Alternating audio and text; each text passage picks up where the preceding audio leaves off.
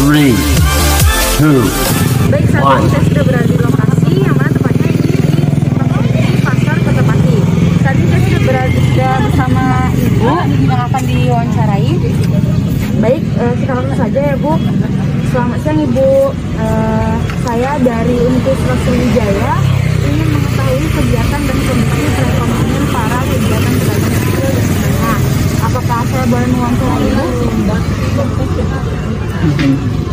Baik, terima kasih. Pertama, kalau boleh tahu identitas Ibu, nama Ibu siapa dan berapa usia? Namanya Isa. Ya, usianya 4. Sudah berapa lama Ibu berjualan di kawasan ini? Sudah lama ya.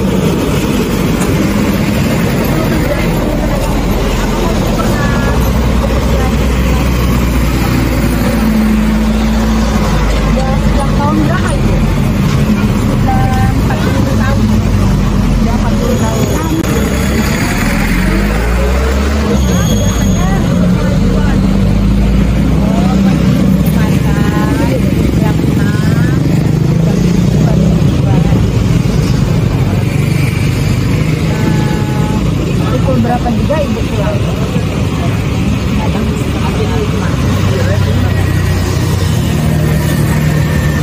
Ini barang-barangnya barang apa saja yang Ibu jual saat ini?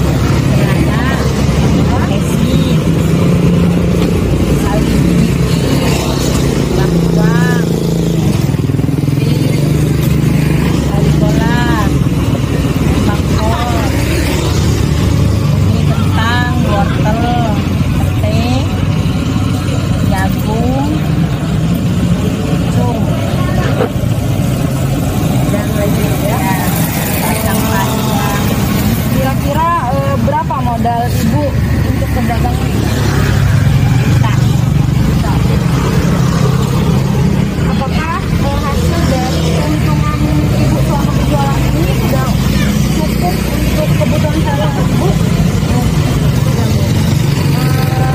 Saat ini kira-kira siapa yang membantu Ibu berjualan? Apakah ada karyawan lain?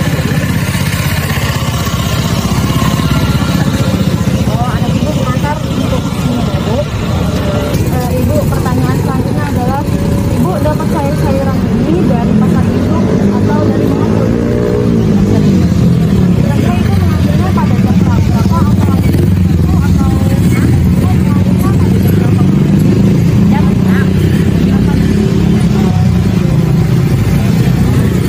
Terus untuk mendapatkan stok seperti stok dagangan ini atau apakah ada kayak tanggal atau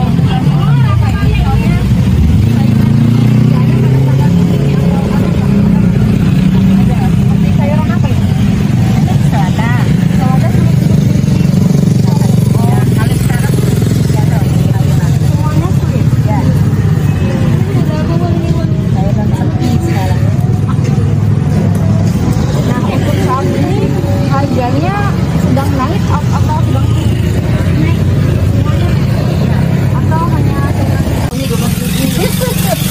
Harga biasanya Ya, biasanya kan cuman lari kan namanya selada. namun untuk saat ini sedang naik. Kemudian ini kan kadang ramai, kadang enggak Bu ya pembelinya. Sayuran ini kan pasti ada yang tidak layak dalam jangka waktu tertentu seperti sayuran ini Bu ya. Kan pasti ada. Nah, yang saya tanyakan adalah bagaimana Ibu mengaturnya? Apa yang Ibu lakukan terhadap sayuran tersebut? Balik satu lagi bawa di tegak ke sekitar lagi. Ini babi. Apakah Ibu pernah menjual sayuran ini? Sayuran yang apa tidak layak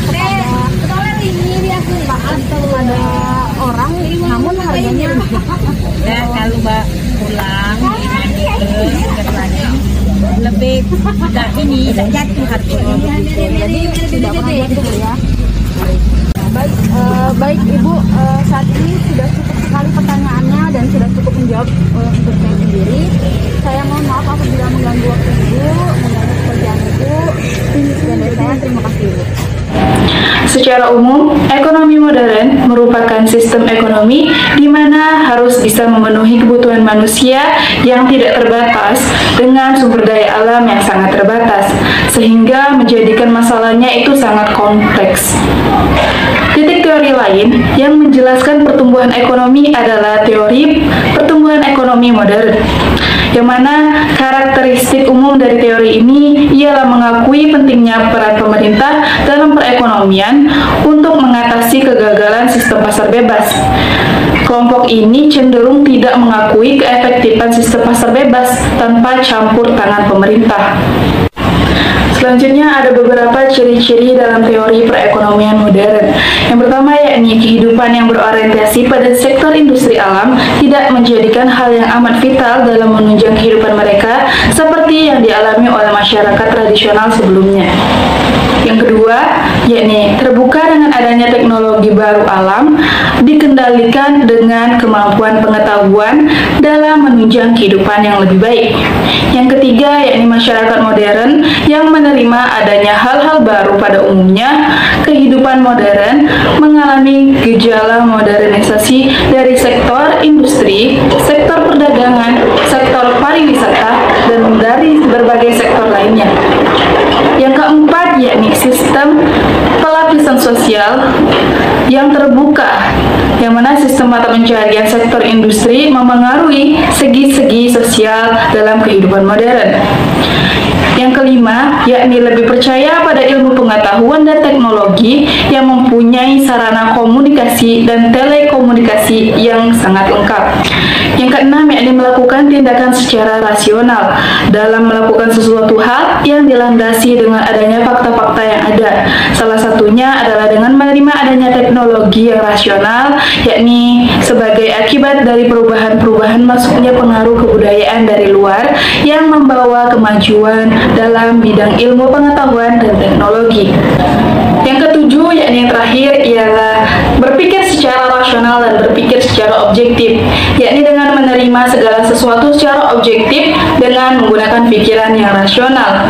Nah, selanjutnya ada beberapa masalah yang dihadapi oleh perekonomian modern.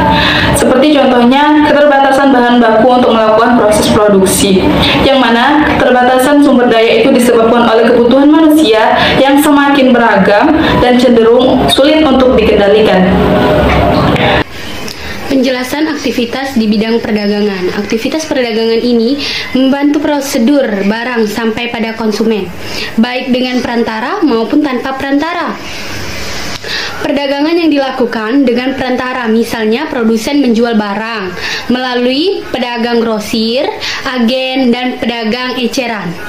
Perdagangan adalah kegiatan membeli barang dagang dan menjual kembali kepada konsumen. Kegiatan perdagangan muncul ketika manusia dan suatu negara menyediakan barang kebutuhan bersifat terbatas.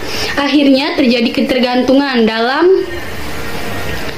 memenuhi kebutuhan melalui perdagangan, memperoleh keuntungan dari selisih harga jual dan harga beli.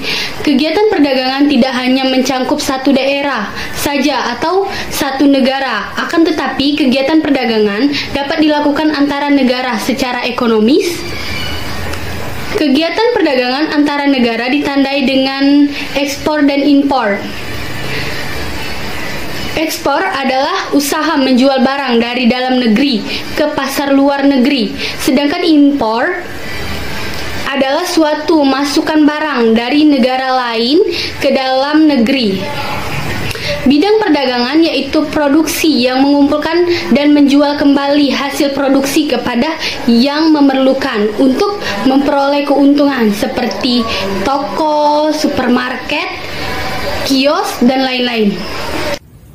Aktivitas perekonomian sendiri bertujuan untuk membawa dampak perkembangan perekonomian yang lebih baik lagi, tidak terkecuali dalam bidang perdagangan. Jika membahas apakah sudah sesuai dengan sistem ekonomi Indonesia, maka kami akan menjawab belum. Alasannya, yang pertama, karena masih banyak pedagang di luar sana yang kesulitan dengan harga-harga barang yang tidak selalu stabil. Memang ada kalanya nilai jual suatu barang itu bisa naik atau turun, tetapi juga ada kalanya nilai jual suatu barang itu bisa naik sampai lebih dari 50%. sebagaimana halnya yang terjadi pada minyak goreng yang belum lama ini terjadi. Yang kedua, adanya kelangkaan terhadap ketersediaan barang-barang juga membuat para pedagang menjadi kesusahan.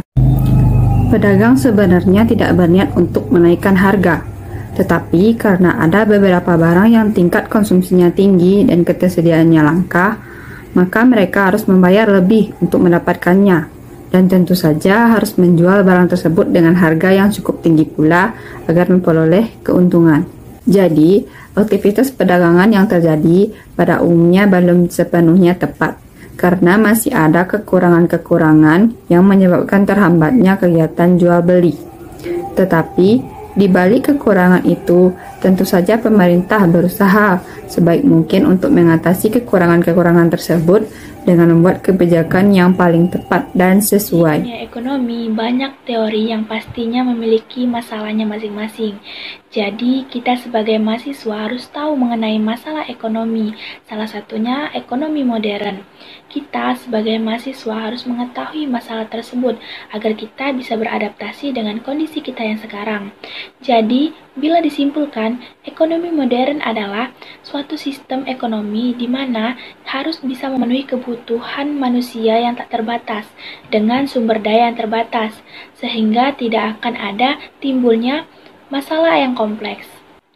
Masalah ekonomi modern yang pastinya tidak terlepas dari masalah barang dan jasa, yang mana pada saat ini banyak sekali barang dan jasa sulit kita temui. Seperti contoh pedagang sayur yang diwawancarai oleh teman kita tadi.